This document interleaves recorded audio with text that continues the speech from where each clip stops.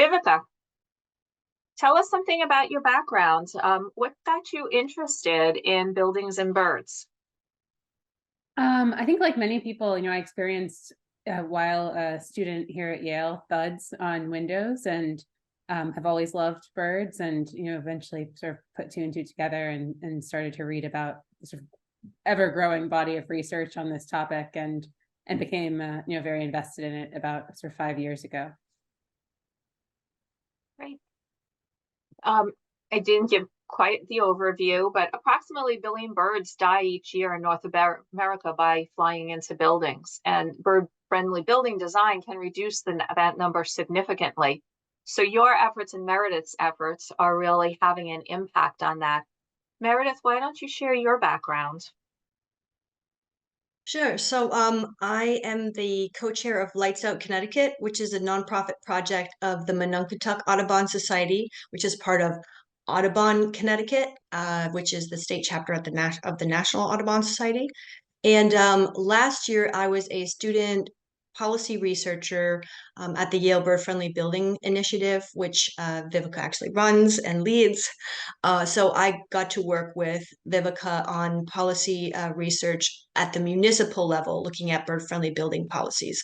And I also am an avid bird watcher, and I advocate for better policies at the state and local level to protect birds, mostly from light pollution, but I'm also interested in bird-friendly building, which is usually about regulating glass facades, the outer edges of buildings. Great. Well, all of your work is so important, and Connecticut Audubon Society, we're strongly recommending that the state of Connecticut work on bird-friendly building policies, codes, and incentives. Like New York City's already bird-friendly building law. But we do understand that there's going to be some time. It's not going to happen perhaps in 2024, but we definitely want to continue to work with you on making that a potential. And we're looking forward to your presentation this evening. Wonderful. Shall we get started? Mm-hmm. Yes, please do. Okay.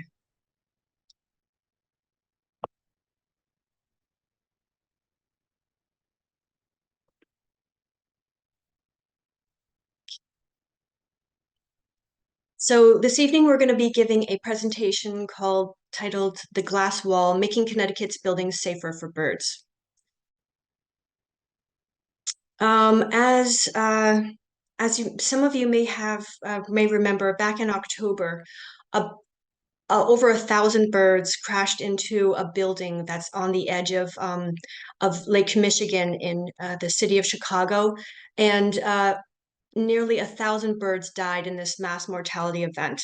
As you can see in this slide, is that it's a very glassy building. McCormick Place is actually the largest convention center in the country, and it's sited right on the water. You can see in the lower right corner there, that red square represents where the building is.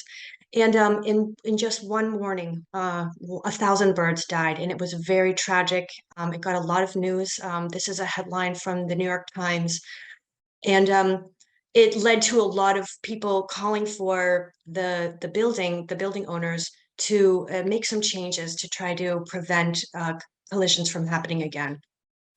And for many years, people had been calling on them to dim the lights, because there's knowledge that dimming lights at a building will reduce collisions, or it can, and also to mitigate the glass at the building. But the property managers didn't have a firm policy in place, and so year after year there were collision deaths at the building. But a few weeks after this mass mortality event, on November 1st, headlines started to come in that the McCormick Place property managers had decided that not only were they going to consistently turn off lights at night to protect birds, but they were also going to look into ways to mitigate their exterior, the glass, so that birds could see the glass and thereby avoid crashing into it. And so you can see that there are solutions to bird collisions, and when they're in place, they tend to reduce collisions. It can reduce collisions up to over 90% if mitigation strategies are put into place. So this is a way of opening up to say that there are basically the two ways that most bird-friendly building policies address collisions is through lighting and also mitigating the glass at the facades. So as Viveca said, up to 1 billion birds die annually in the United States from collisions. And that's a number that's hard to wrap our heads around. People, if you do the math on that, because if you talk to someone, almost everyone has had the experience of hearing that terrible thud when a bird crashes into a window. And if you multiply that by the number of buildings in our country, if you've multiplied by the number of single family homes, and then large buildings like the McCormick Place, schools, and different places that have glass windows and glass buildings, glass doors, you start to see how this math can add up. And it's a really unbelievable number, but it's that might even be an underestimate, because this is a figure from the year 2014, and we know that since then many more glass buildings have been built, and it's possible that there could be even more than a billion birds. The problem is that this is all taking place as bird populations in North America are in steep decline. Some of you may have seen the report that came out in fall of 2019 in the Science Journal, saying that since the 1970s, we have lost 1 in 3 birds. So nearly 3 billion birds have disappeared from the landscape. That's again a hard figure to wrap our heads around, but they're saying that there's many fewer birds today than there were just 50 years ago. And it's not just some of the rarer birds, it's even more common birds like dark-eyed juncos that we're seeing fewer of, and even chickadees. So for every 10 wood thrushes that were here, that were in 1970, now we only have 4. So it went from 10. That's a very large drop in the numbers of wood thrushes and things like chimney swifts. So for billions of birds, windows are invisible killers. Building collisions are among the leading direct drivers of alarming losses in bird populations. And we know that there are solutions, but so the question becomes, why do birds collide with buildings? Basically, there's 2 types of ways that the glass can become dangerous for birds. One is transparent glass, where the birds don't recognize that the glass is there, and they think that they can fly through to get to something on the other side of the glass. And the other way is reflective glass that reflects the habitat around a building, so trees and vegetation. And so the bird will see the reflection on the glass, mistake it for the habitat, and try to fly towards it, and unfortunately crash, and oftentimes be injured or can be killed in those collisions. So glass has different ways of that it can be a hazard for birds. And so a bird-friendly tip is that the amount of glazing on a building, and glazing is the architectural term for glass. So the amount of glass on a building is the strongest predictor of its risk to birds. So the more glass that a building has, the more likely that it is that it will cause collisions. So bird collision deaths are completely preventable with bird-friendly building design and materials. Studies have shown that by implementing bird-friendly design parameters, collision deaths can be reduced by up to 90%, as I had said before. Strategies to make glass and other exterior transparent, reflective materials more visible to birds can drastically reduce collisions. And by incorporating proven technologies and materials, bird-friendly buildings reduce threats to birds without sacrificing attractiveness, functionality, or natural lighting. And what you're seeing here are 3 buildings that have been designed to be bird friendly. That's the New York Times building in New York City. And then you can see in the middle, that's glass that's been treated with a type of film, so that there's what we call visual noise, so that birds can recognize that the glass is there. And then on the right is a more interesting sort of architectural design that includes a type of screens and things at the surface, so that it reduces the amount of glass. Again, so the deaths are preventable. As we have found from the research is that the patterns on the glass, so if you just have a standard pane of glass, say, what you would need to have are markers that are spaced by 2 inches by 2 inches in order to prevent the smallest of birds from crashing. The protocol used to be 2 by 4, and that would prevent most songbirds from crashing, but then they found that to prevent hummingbirds, which are also susceptible to collisions from crashing, that the patterning needs to be spaced at 2 by 2 inches. So as you can see in this image, that can be something like horizontal lines, it can be dots, it can be all different kinds of patterns that you can put on the surface of the glass, and then that would create the markers so that birds will know that they can't fly through the glass. Bird-friendly building materials come in all different product types.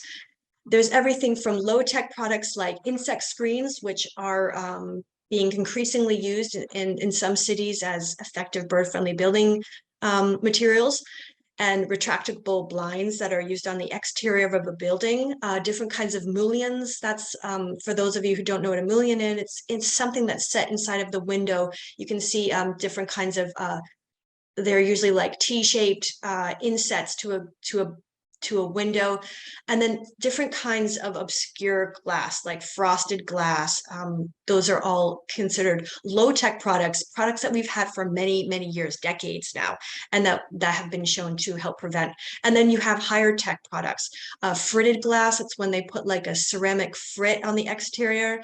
Acid etched glass. That's an exciting product that's made by Walker Glass makes that, and they can do all sorts of interesting patterns on the glass.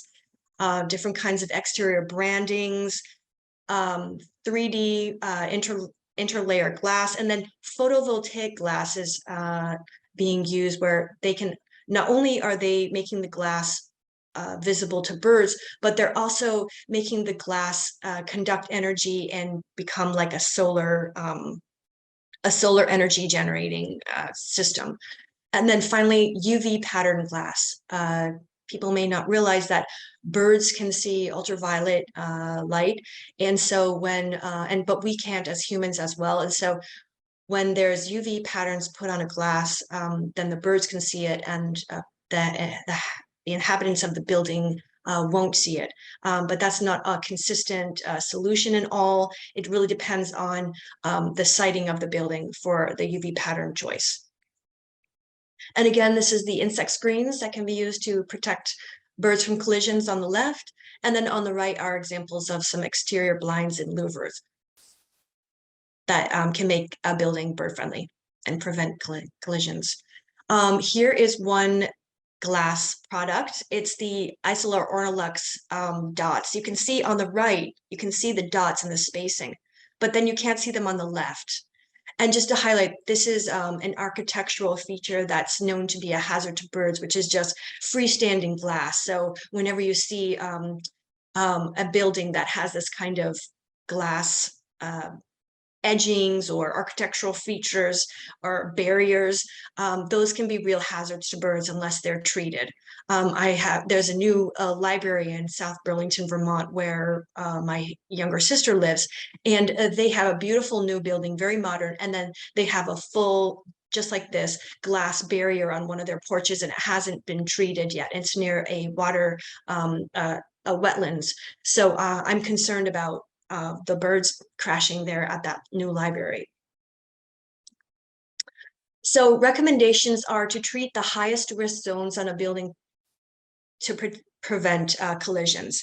And the rule from the American Bird Conservancy, which is one of the leading expert organizations on bird collisions in the country and probably also globally, is the 100 by 100 by 100 rules. And that's so what they recommend is to treat 100% of the facade or the exterior of a building, of the glass, 100% of the whole building, and then up to the first 100 feet. So all of the windows on all of the building up to the first 100 feet. That's the recommendation. And that's can be a little bit challenging in terms of the height, the 100 feet, especially for bird-friendly policy. Some of the policies don't get quite up to that 100-foot threshold. For instance, New York gets up to 70.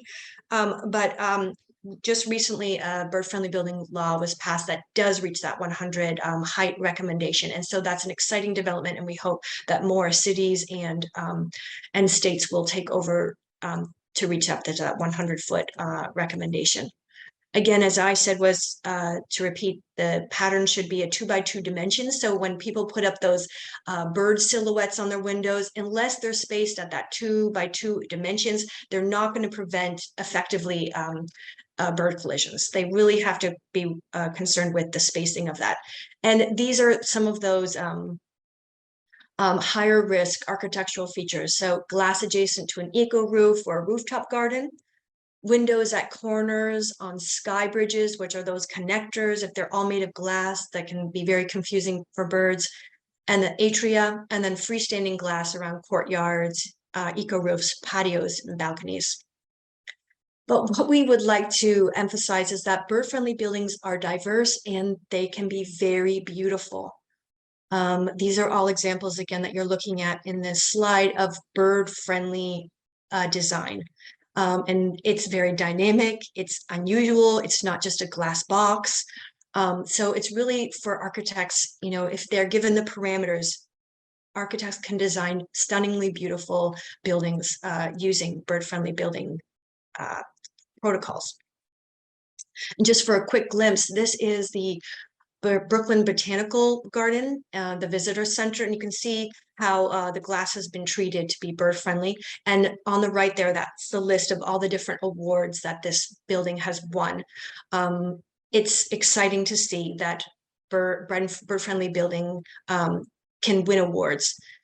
So it leads to a question: what makes a building beautiful? And here's that McCormick Place where over 1,000 birds died in October. Can a building be beautiful if it kills birds? This is Brookfield Place in New York City, which is a known high collision building, but it's considered architecturally beautiful. What is sustainable?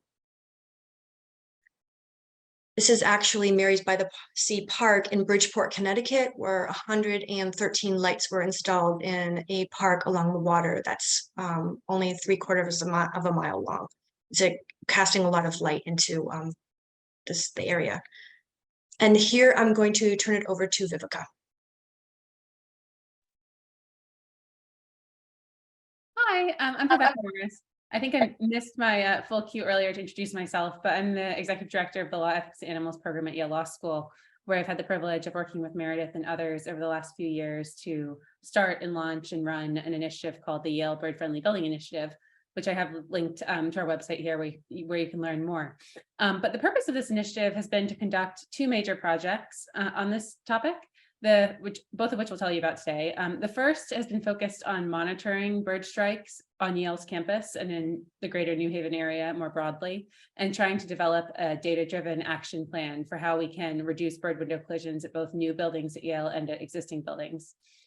And the goal of this is both to, of course, tangibly reduce bird deaths here on campus, but also hopefully to try to create a gold standard and a model of what a bird-friendly university campus, an institution, can look like with respect to buildings.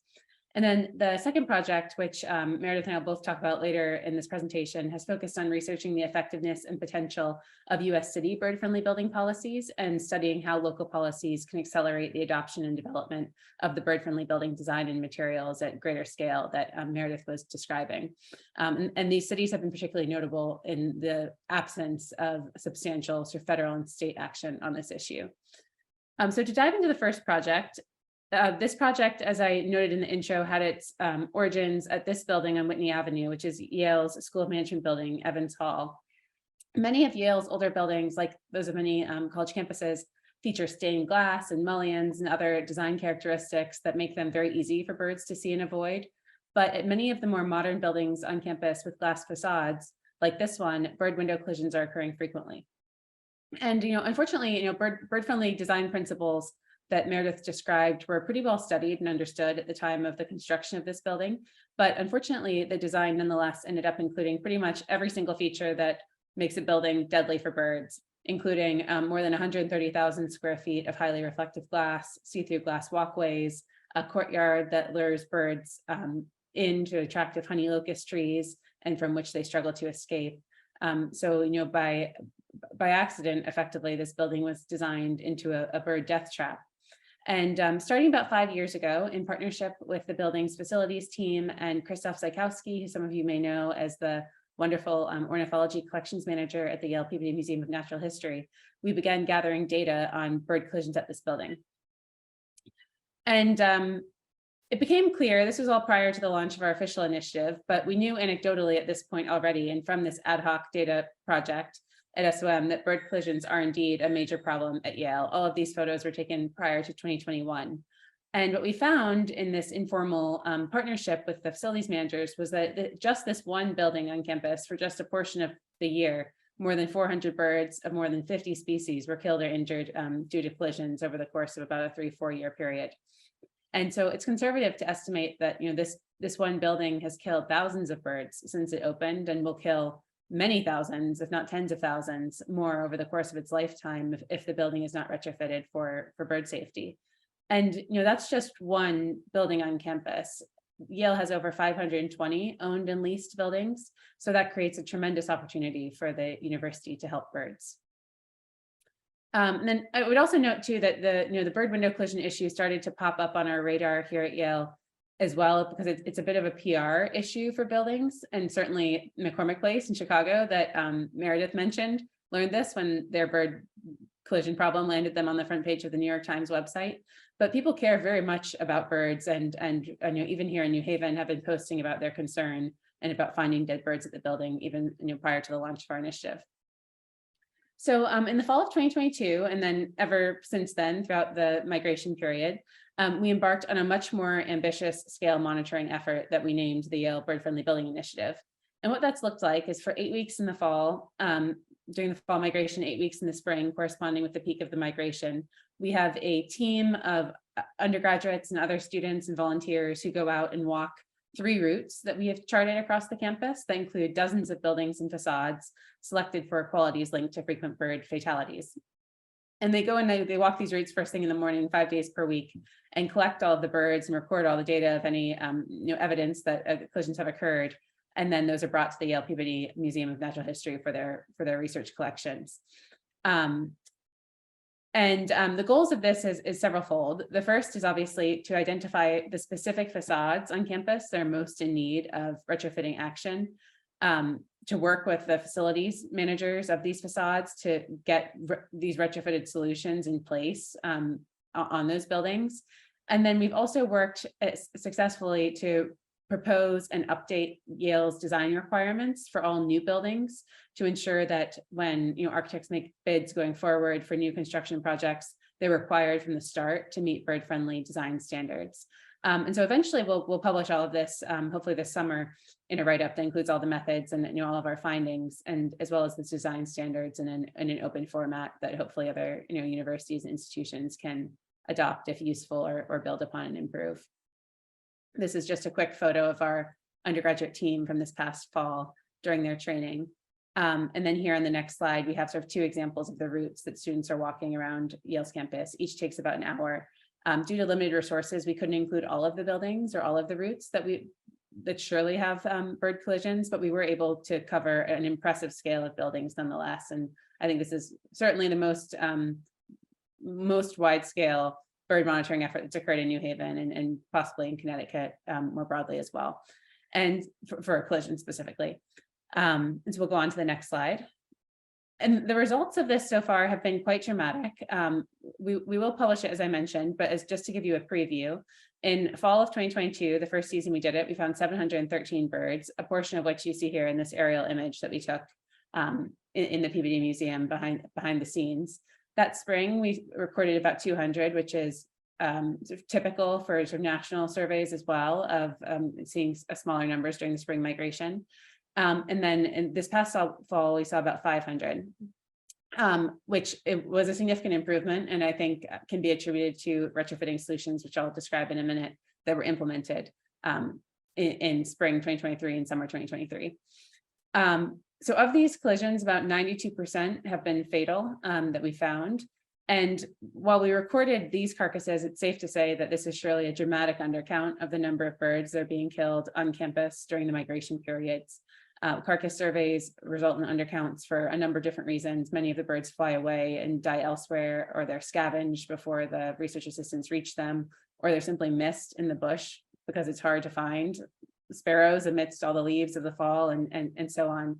And then on top of that, we were only monitoring a small fraction of the university's hundreds of buildings. So we'll go on to the next slide, but we've combined all of this data and we've built a database that now has about 2,600 bird collisions recorded in recent years in New Haven and primarily on Yale's campus, but not exclusively. And this data comes from both the work that our research assistants have done over the past 4 seasons, but also citizen science observations, the Peabody Museum's historical records, and other data collecting partnerships on campus. And so this is quite a valuable data set now because it includes the precise location where the strikes occurred, the types of birds, the facade struck, whether the bird survived or not, iNaturalist ID information, so you can see the photograph, collections ID information, so you could match it to the specific bird that's now stored in the Peabody's archive, and so on.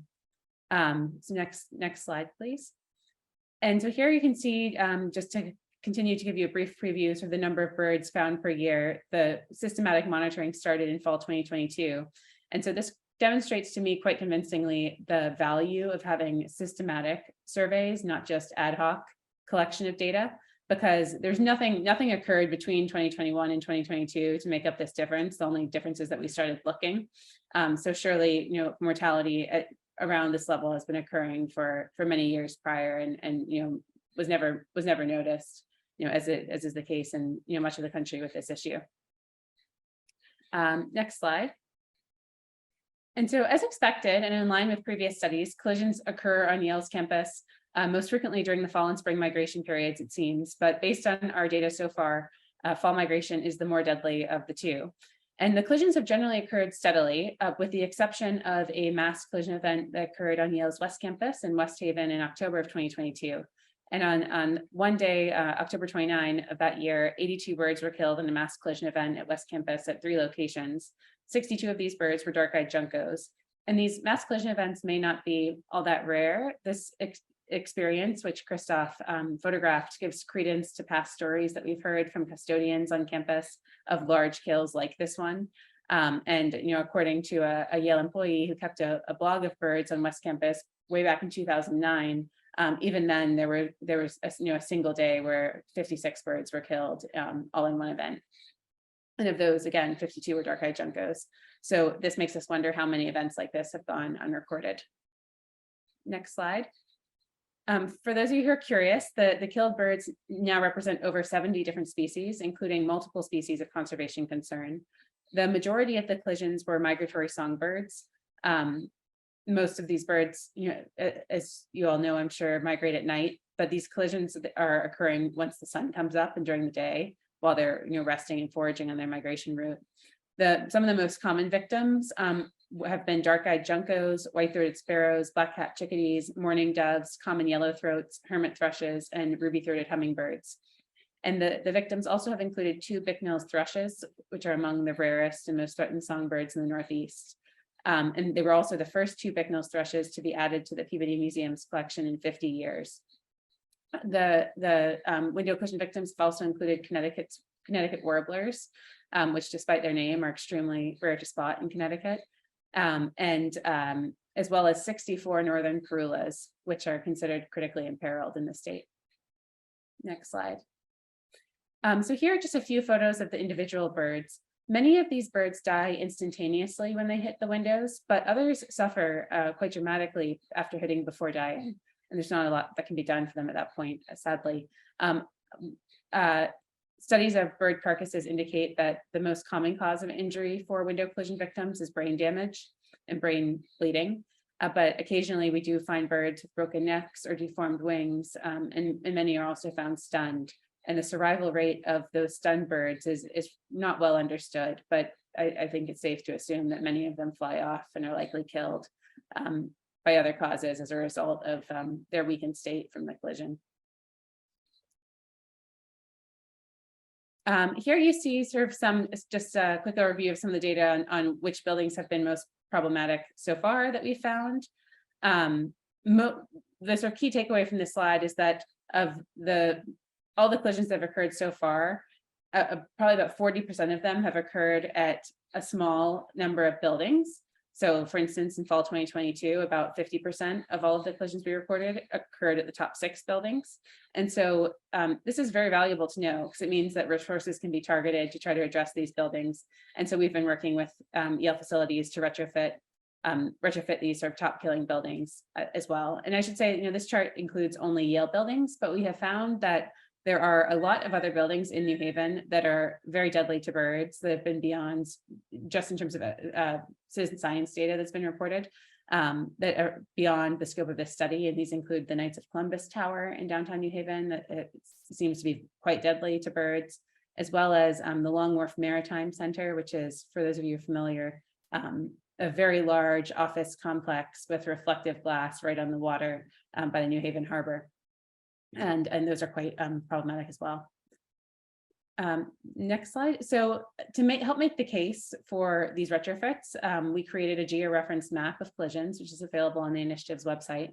And this is useful because it's allowed us to help identify sort of specific buildings and specific facades that are most in need of targeting, and then deploy sort of resources and effort accordingly. Next slide. And I'm happy to report that the work that we're doing so far is working, and we are having a concrete impact on Yale's campus in terms of getting retrofits in place. 3 of the 4 most problematic buildings in these surveys are now either have been retrofitted or in the process of being at least partially retrofitted. To date, the Yale School of Management, which you see here, the number 1 bird killing building has been partially retrofitted and is supposed to undergo a larger one this year. But this building, like so many others, and like some of the ones that Meredith highlighted, really does underscore that universities like Yale cannot rely on LEED sustainability design certifications for sustainability, because even if a building is a gold standard by those metrics, if it's not sustainable for local wildlife, it's not sustainable. And so happily, the School of Management implemented feather-friendly window film, which you can see sort of a sample of on the next slide, as a solution, and that's for part of the building, and hopefully that will be more dramatically expanded. Next slide. And we put out an informal survey of School of Management faculty and students and other building occupants, and we're happy to find just overwhelmingly positive response. We had this QR code where folks could scan it and write in their opinion of this newly installed retrofit, and we got paragraph-long responses of people describing the birds that they had personally encountered that were injured and how glad they were that things were being done. So this is quite heartening, and certainly indicates to me that there's a lot of support for doing this at greater scale. And then I'll give just a couple more examples of effective retrofits in action here in New Haven. On the next slide, we have here the Yale Collections Study Center. This is actually in West Haven, which before and after a retrofit. Before, you can see it had lots of these glass walkways that were proving incredibly deadly to birds. Many of the mass collision events that I highlighted earlier occurred at this building. It was retrofitted a couple of years ago, and it went from killing over 100 birds in fall 2022 to killing 0 birds this past fall. The next slide is the Yale School of Nursing, which underwent a partial retrofit in September 2023. And likewise, this building had a dramatic decrease in the number of birds killed as a result. So this is quite heartening, and I think seeing these results is useful as well for the university to justify the expense and the effort to put into it to know that it's working. And then 2 last examples is that we've also had success at getting bird-friendly products adopted in new Yale buildings from the start. And so here we have the Yale Economics building, which has a bird-friendly frit in the glass, which you can see in the back of this picture, and where no birds have been found, despite a significant amount of glass since it opened for business. And then the new Yale Peabody Museum wing also consists of all fritted glass, where likewise, I think there have been no birds found so far. So there's still much work to be done, but it's been a very interesting initiative, certainly, and a very productive one, I think, in terms of getting Yale's buildings retrofitted. And so we're now working on a report to put out this data. And I think it's underscored for me, how much of a need there is for work like this elsewhere in Connecticut as well, because at the end of the day, Yale's campus really isn't, there are a few buildings that are perhaps remarkable in how deadly they are for birds, but for the most part, there are buildings like these in every town across the state. And this problem is not unique to New Haven, it's not unique to Yale, and it's surely occurring at a really grand scale. And we're losing such a tremendous amount of beauty in these birds as a result, for totally fixable reasons. So our hope is that Yale will become a gold standard of what it means to be a bird-friendly campus, and that this is a model that can prove useful to others, and that the data will prove useful as well. And so with that, I'll pass it back to Meredith to continue. Thanks so much, Viveca. Just as a segue, it's good to know that you'll sometimes hear the term bird safe, like bird safe windows or bird safe glass, and then you might hear the term bird friendly glass or bird friendly building, and those terms can actually be used synonymously. You can see, like in San Francisco, they call their bird friendly building policy the bird safe building policy, so it's just a terminology choice. But I think that the movement is leaning more towards bird friendly, because as we said before, even when you fully treat a building, it can still have that 10% chance of causing collisions. So a building, it's very difficult to make a building completely bird safe. So bird friendly is probably a slightly better term. And now we can segue into the, sorry, I'm having a little bit of technical difficulty here. Okay, so as I mentioned before in my introduction, I'm the co-chair of Lights Out Connecticut, and we are a coalition working across the state to reduce the threat to birds caused by light pollution. So in tandem with the glazing on a building, all the glass, light pollution can cause a lot of problems for particularly migratory birds. It's been shown that having a lot of unnatural light at night can cause them to veer off of their migratory routes. It can also lead them into more dangerous urban and built up areas where they're more susceptible to things like bird collisions and predation from urban types of animals, and also from exhaustion, because if you've ever seen, birds can get caught in the light and just circle around a site. So a light can have a lot of different diverse effects on birds, it's particularly migratory birds. So an interesting fact is that of the 722 bird species that we have in North America, 76% of them migrate. And that includes the species we see here, which is the black-throated green and the black and white warbler. And then incredibly, of these migrants, 80% of them migrate at nighttime. And there's lots of reasons why birds migrate at night, but something that we don't think about is that during the peak spring and fall migrations, while we're asleep, overhead, literally millions and billions of birds are flying to their destinations, and they're using cues in the natural environment to navigate. They're using the setting sun, the moon, the stars even. There's been studies that show they can navigate like little Magellans, finding their way to their wintering spots or to their nesting spots. And there's a lot of reasons why birds would want to migrate at nighttime. I mean, why they've evolved for that. One of the reasons is that it's a lot cooler. Temperatures are a lot cooler at nighttime, because if they're extending all that energy, flying at pretty fast clips. So the cool air at night keeps them cooler. Also, there's fewer airflows. And then interestingly, common predators like hawks and things that are also migratory, they migrate during the daytime. So the songbirds and things have migrated, they have evolved to migrate at night. So two important studies that came out in this past year that are worth highlighting in relation to the light pollution effects or impacts are that the threats to birds that we were talking about, like the glass, and some of you may know about threats like the cats being left outdoors, and then light pollution and loss of habitat. These are cumulative and interacting threats. And so one threat can make a bird susceptible to other threats. And we're seeing that of how lighting and glass work in tandem. And then another study was that that every year in the United States, light pollution is increasing 10%.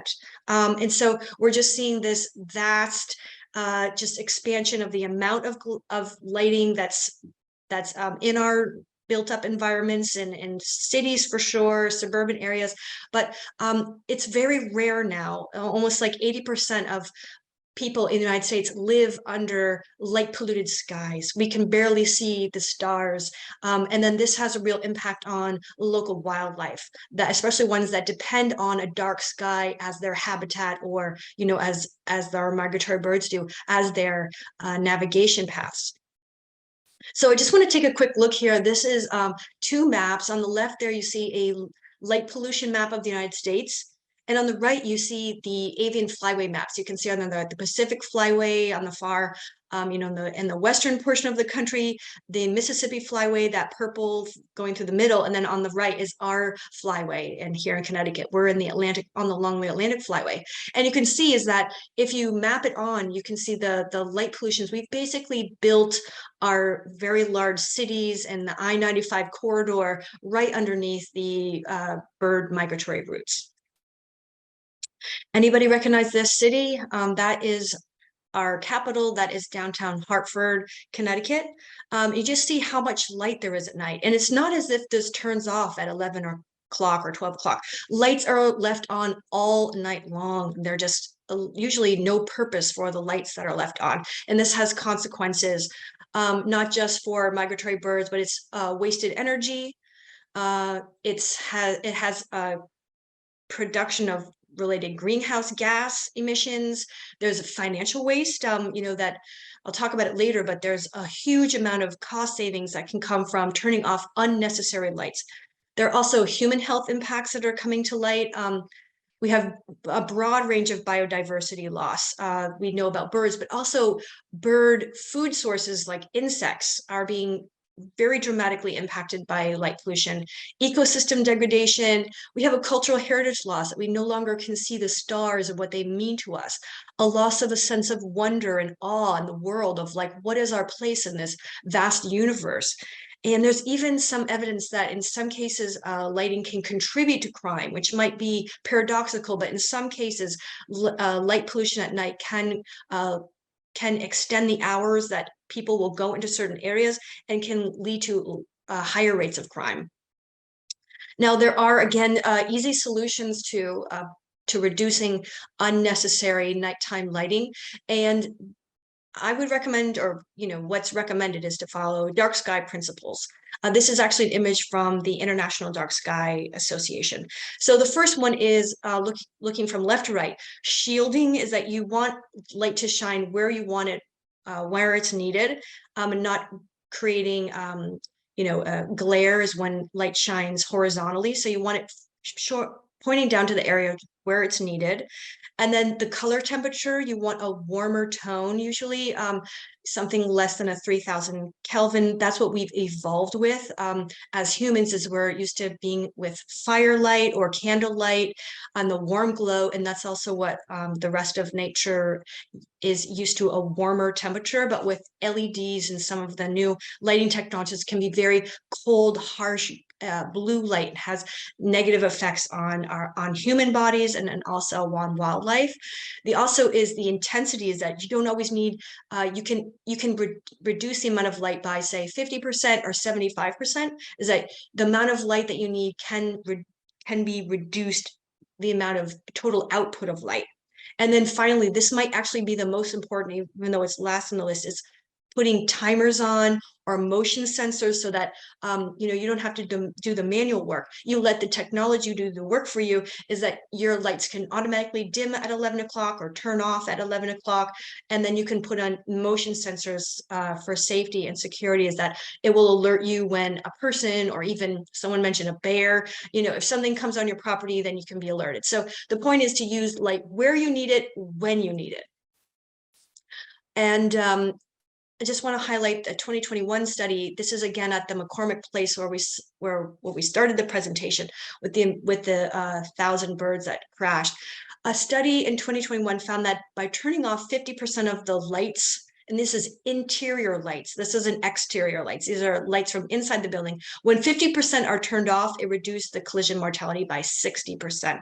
So it's an incredible that light that just shows the link between lighting and collisions.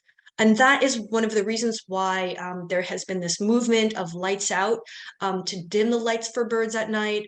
It's a growing movement, started in the 90s actually, but we have Lights Out Connecticut, Lights Out Baltimore, Lights Out Salt Lake, and these are efforts to turn off lights to protect birds. And I just want to underscore is that nobody wants to live in a building or work in a building that kills birds.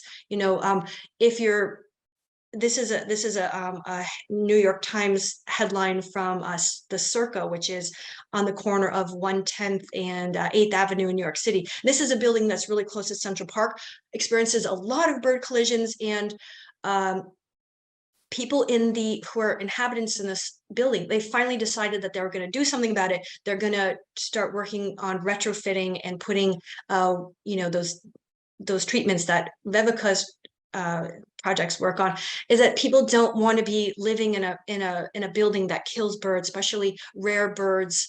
I think that's a sparrow, some kind of a sparrow that's in that photograph there, but nobody wants to live or study or worship in a building that kills birds.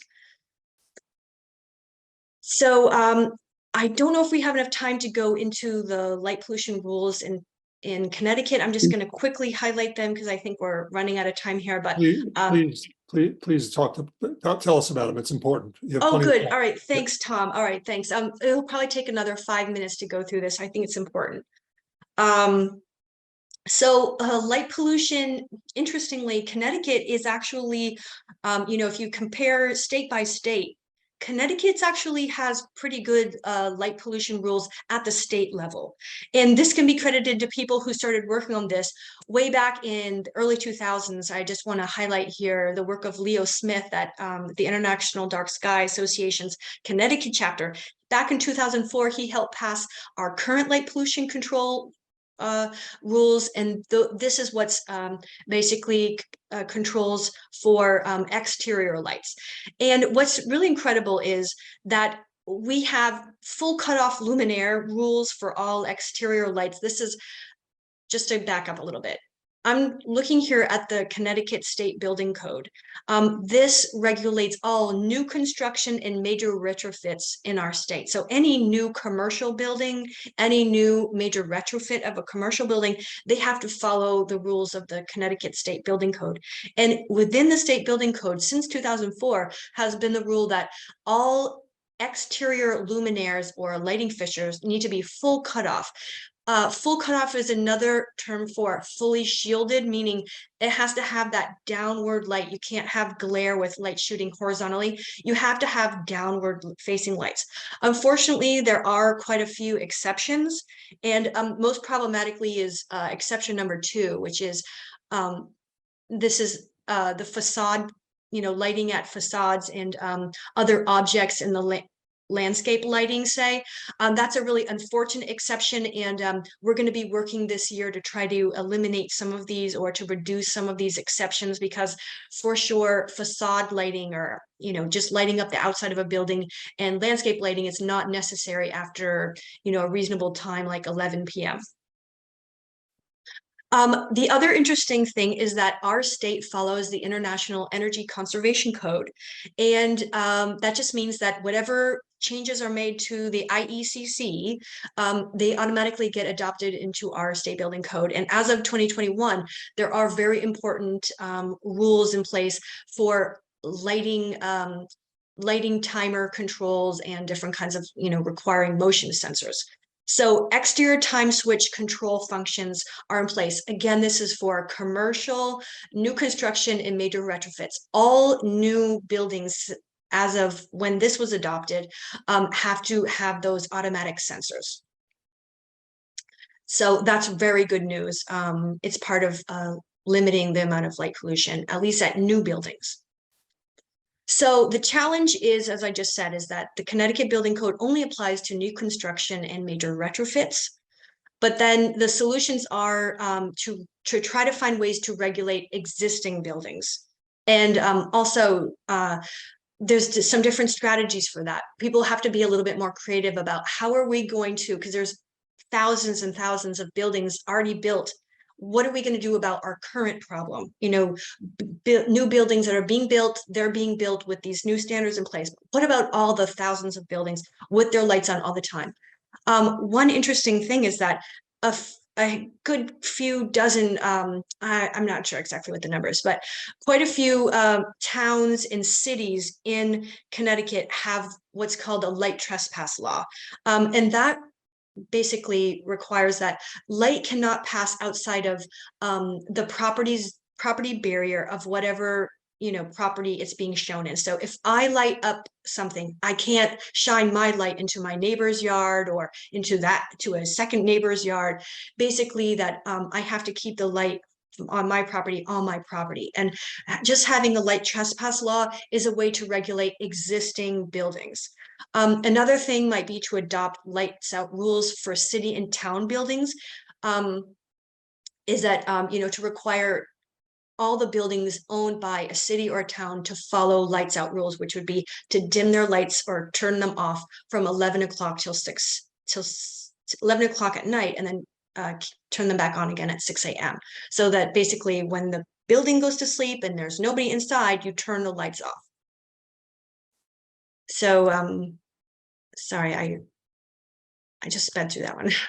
But the exciting thing is that as of June of this last year, we have a new law in place, which is Public Act number 23-143. That's the Connecticut Lights Out Bill. This exciting bill, it passed unanimously through the House and the Senate, and then it was signed into law by the governor in June and went into effect on January 1st of this year. And what does this new law say? Well, it interestingly is a nighttime lighting control at all state-owned buildings in the state of Connecticut.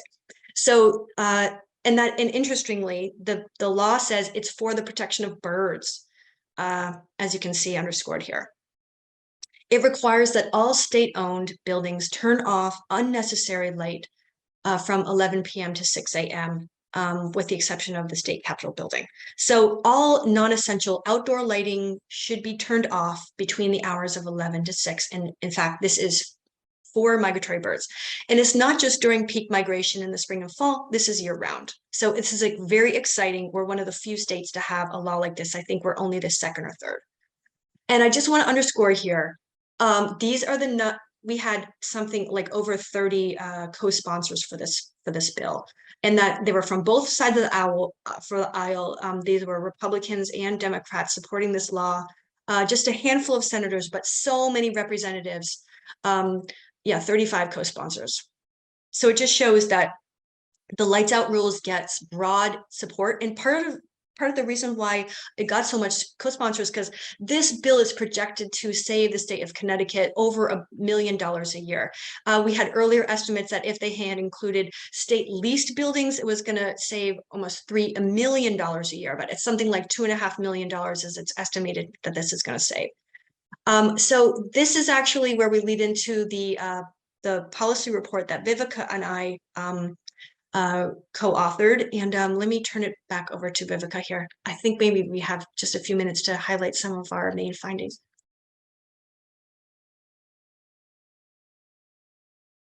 Sure. I think we can just sort of say what it's about since we're basically at time, but Meredith and I wrote this roughly 80-page report called Building Safer Cities for Birds, which is available for free online on our website and on Yale's website, which reviews in depth all of the city policies that cities across the U.S. have implemented with regards to bird-friendly building, bird-friendly building collision rules, and looks at sort of what makes some of these laws much more effective than others, how were they put into place, and so forth. And so we hope that this will be a useful guide for other municipalities, potentially other states, if for when hopefully a state, and hopefully Connecticut, eventually takes this on to design policies that are not just good in name, but truly effective at preventing bird collisions at scale. And so we're happy to answer more questions about that and to share the link.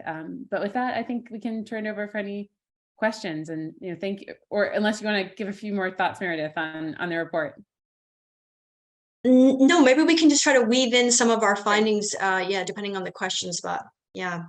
So I'll stop share there. We had a lot to cover. We just everyone just got a serious in-depth look at some of these main topics. So Yeah, and it was all great. This is Tom Anderson from Connecticut Audubon. We have a number of questions in the chat, and I probably have twice as many questions of my own, but I'm going to start with a couple of people who asked questions in the chat, starting with Jennifer Frank, who's been a member of Connecticut Audubon, who lives somewhere upstate Connecticut. And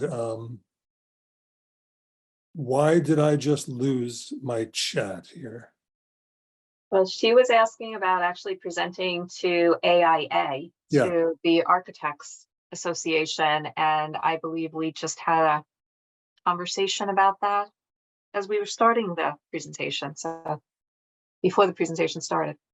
Yes, yeah, Meredith and I did present to AIA Connecticut, and we're going to do another presentation later this spring. And I think that the sort of the bird-friendly building movement more broadly of American Bird Conservancy and other groups that have made this sort of a top issue have been very successful so far, and continue to in trying to target architects and architect continuing education courses and all sorts of things like that. And I think it's a great idea, and absolutely that's one of the audiences that is most important to reach.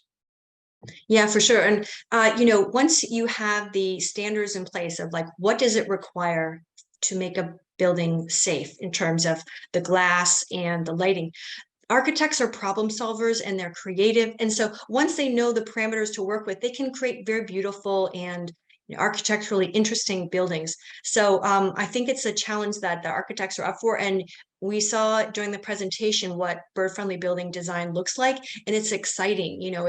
It's an interesting new field and a challenge. So it's great to bring architects on board to help expand this area of design. So Luella Landis, no, I'm sorry. Yes, Luella Landis wants to know specifically if you can recommend window treatments for homeowners, particularly homeowners who like to watch and photograph birds at their feeders from the window. Yeah, I think the particular design probably depends on the design of the home, but American Bird Conservancy again has a really excellent database on its website of both not just commercial options of products and strategies, but also residential options. So that would be a good place to look for sort of a wide range.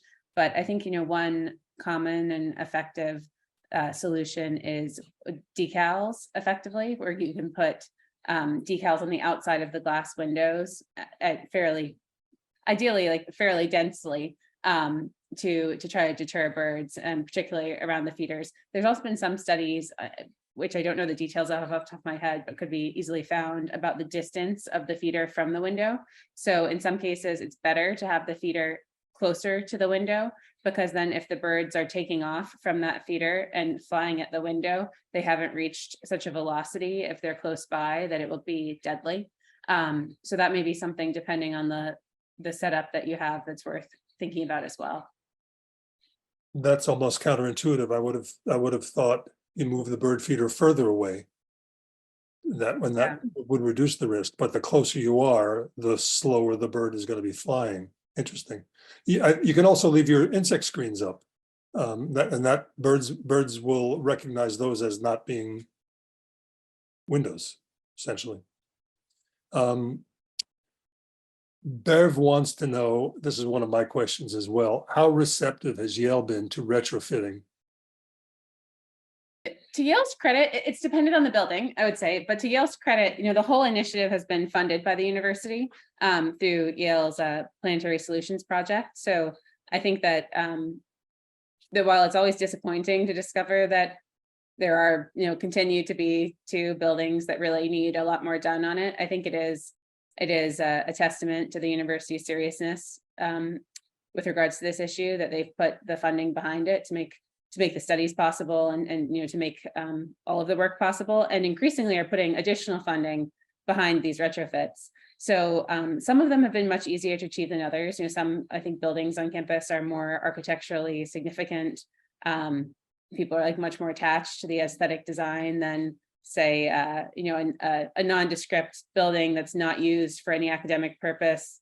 That's just sort of housing stuff, far off in West Haven is, seems to be less of a barrier. So it's dependent to some degree on the particular buildings, but I'd say for the most part, the university is very serious about it. And I think that's underscored by the adoption by the design review committee of requirements for all new buildings.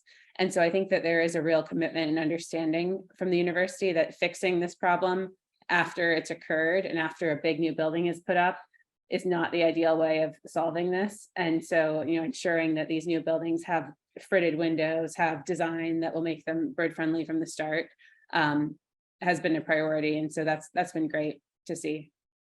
And I just wanted to add something, is that Yale actually adopted a bird friendly building policy in 2019. So it's committed that the new buildings that it constructs will have bird friendly building, will follow certain bird friendly standards, and those probably could be improved, the current policy, but I don't know of any other university in Connecticut that has a bird friendly policy in place. I live in Hamden, and Quinnipiac University right now is building an extremely glassy building. I'm seeing where the sheets of, whole curtain walls of glass are going to go up. And when you see that, knowing, what the consequences are likely going to be, and like what Viveca just said, is it's more expensive and more difficult to retrofit than to think about birds from the beginning, is that they should really be considered from the design phase. And so I just want to say that, at least Yale is considering birds as part of it's on their map, where a lot of universities are making their construction design decisions without ever considering the impacts to bird populations. So somebody, Joanne wanted to know if you or anybody else has identified the high-risk buildings in Connecticut. And it made me wonder if we can just assume, based on some of the stuff that you showed us, that every building with a lot of glass is a high-risk building. I'd say that's a pretty safe assumption. If it's a large building with a lot of glass, probably in most cases. So there are some nuances to it, like the reflectivity of the glass makes a big difference. So some buildings, like we have some sort of dull sort of glass that's much duller in its reflectiveness at Yale. It seems to be less impactful than a very precise mirror image. And then likewise, the surroundings matter tremendously as well. So if you have a big glass building surrounded just by concrete and parking lots on all sides and no easy flyways and no habitat, you might not have that big of a problem. Whereas a building like the Ecuadorian consulate, for instance, in downtown New Haven, which is a glass building that's then surrounded by just a simple row of trees, has a tremendous problem on its first and second floor, probably due to the fact that it has that habitat right next door, drawing the birds in. So I think it depends somewhat on the context. In terms of has anyone published a list? I don't know. We're going to publish the data from our survey, which is definitely not comprehensive to all of Connecticut, but that will have a lot of specific buildings listed in it over the summer. And as you could probably deduce from the talk, most of those are at Yale, but not all. So we'll include the other New Haven buildings that have been identified in the citizen science observations as well. But I don't know of any other lists, but I'd love to know if anyone does. Please do let me know.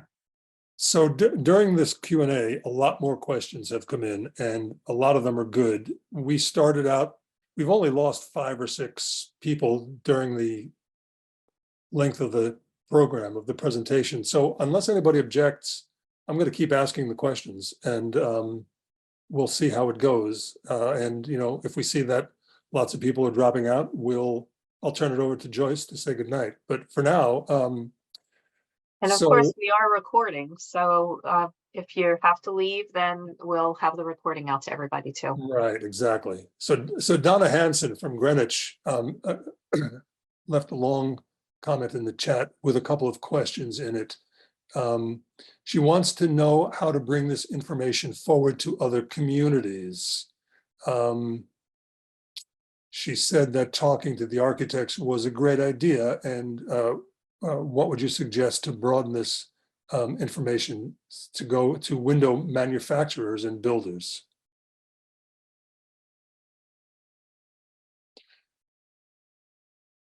Should I direct these questions to one of you in particular, or you just want to decide? I'm happy to wing it. Okay. Answer this one, Meredith? Yeah, I mean, That was Viveca, what no, I mean, Viveca is sort of, she's much more of an expert on the glass and the retrofitting and the bird collision monitoring, and also advocacy. I mean, Viveca is the one who started the whole bird-friendly building initiative at Yale, so she's been doing it for so long. So all those kind of questions can definitely go to Viveca. I can answer more like lighting and community organizing questions. You're on, Viveca. Okay, now I've forgotten the question So though. the question, I'm so sorry. the question was essentially, how do we bring this message to other communities, and not only to other communities, but to builders and to glass manufacturers? Yes, yeah. Well, I'm happy to report that I think that, even 15 years ago, this was such a sort of niche issue that the companies putting out products were sort of small scale, small businesses, basically selling bird decals. And there are still some of those that sell great products, but increasingly, major glass manufacturers like 3M and, multinational corporations working on this are producing lines of bird-friendly glass. So I think there is an understanding, and I think it's a response to the policy, the policies being implemented in places like New York City, where all of a sudden, if you're a builder in New York City, you're going to become, in the wake of the law that was passed there in 2019, 2020, that requires this glass in effectively almost all structures that are being built in the city now. I'm quite familiar with it quite quickly. So these policies are creating increased market demand, not just for quantity of products, but for a much greater diversity of products. So even in the past 5 years, there's been an explosion in the number of, particularly I think for new buildings, I think that there's still need for innovation and more types of products for retrofits for homeowners. And there hasn't really been I think like the holy grail of an innovation in this field would be an invisible solution, a truly invisible solution that's a retrofitting solution that's visible to birds and not to us. And there are some products that attempt to do that in this way or that, but none that are really fully effective in all circumstances and affordable and so on. So there's certainly room for a lot more product development, but I think there has actually been quite a lot of progress and a lot of attention from glass manufacturers, as well as they've noticed that there is a business opportunity that's not just like very niche in the way it once was. Jim Aragoni, who's our former colleague, he lives out in the Connecticut River Valley area. He wants to know if you know of if anyone is researching the evolutionary effects of the selective pressure on any of these species. Well, we do know that that not all bird species are impacted in the same way. Certain species are much more susceptible to collisions, and also, unfortunately, those same species also tend to be susceptible to the light pollution with the migration disruptions. And so those are the songbirds. So those kinds of pressures, I don't know what the translation is to those population losses. But at the same time, interestingly, if you look at some of the invasive bird species that are in the United States, like we have the rock pigeon and we have the house sparrow, if you look at Viveca's lists of species and that have collided at the Yale buildings, you won't see a rock pigeon or a house sparrow. I don't think have you ever found one, Viveca? I don't.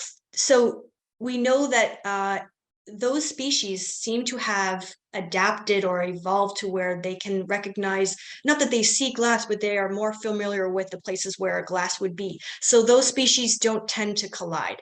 I don't know what that would project for our species, of how long would it take for species, but I don't know that we have the time, frankly, with all the different compounding threats and hazards that birds are facing, with habitat loss and pesticides and all these different things, of like, will they be able to catch up if that's how birds end up adapting. But we can see species by species differences in how birds can recognize the threats of glass. Very interesting. So here's a question from Frank Matlick. Frank has been a member of Connecticut Audubon for more than 40 years, and he's now a member of the regional board of our Milford Point Coastal Center. He has a very specific question. He says, I know of a Connecticut building with much glass that I suspect is a bird killer. How can I proceed to work with the owners to consider retrofitting? And would either of you be willing to provide guidance? Yeah, I think we'd both be happy, I'm sure, to provide guidance. I think it'll depend on the specific building, but feel free to email us and we'd be very happy to help. And I think particularly if you know who the owner is, and it's sometimes hard, I think, when they're owned by big development corporations and so forth, to figure out sort of who's in charge of the decision making there. But if there's someone to contact, and there's certainly no shortage of resources on what could be done, and retrofitting options and products and so forth. So we'd be very happy to help.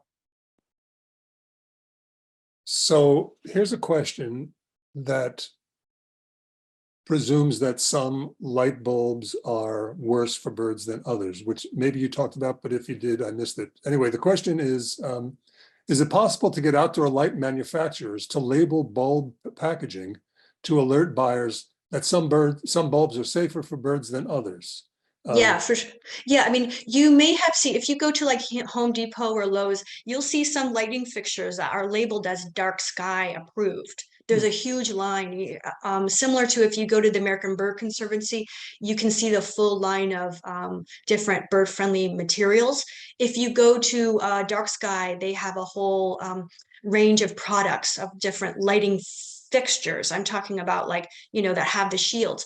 But on top of that, I had mentioned about the warm temperatures, and those are actually often called bug lights. You see them sometimes at different, you know, parks, where you'll see like a park will have like a warm glowing, you know, a yellowish or orangish hue light bulb outside of a cabin. Well, those are bird friendly, or those are bug friendly, bird friendly. So they're in the warmer spectrum. I don't know that they're exactly labeled, but they might be called bug lights. It's that same concept of, that's called a correlated light color temperature. And those are better, but it's not across the board. All birds do better with it. There's some variation within that, but generally those are the light bulbs to go for. Terrific. So it's 8:15, and I think it's time for me to throw it back to Joyce. And Joyce, I think you can tell us, before you say goodbye, tell us a little bit about what Connecticut Audubon is doing on this issue. Great. Yeah, I want to thank Viveca and Meredith. Thank you so much for joining us this evening and sharing all your information and your research. It's really something that we are paying attention to. Bird safe or bird friendly. We think it's bird critical. And so we're definitely looking at figuring out how we can advance some more legislation. It's great that Connecticut's made so many advancements, but there's still more that we can be doing. As homeowners, there's a lot that we can be doing as well. So homes and buildings that are under 3 stories result in 44% of bird collision deaths. So everything that you can do at your house is helpful. Sign up. It's in the chat, but we're also going to send out the link later on. Sign up for our bird alerts for lights out. We're going to tell you when is the biggest migratory periods and when it's going to be most impactful for you to turn your outside lights off. So join us on that so that we can be protecting that. And watch for some more legislative updates. We really want to make sure that that we're encouraging Connecticut to work on bird-friendly buildings, zoning regulations, codes, and incentives for building bird-friendly buildings and in retrofitting for bird-friendly protections. So we want to thank you so much for joining us this evening. Continue to do everything that you're doing to help the birds. We all love our birds, and join us next week to hear more about snowy owls. Thank you.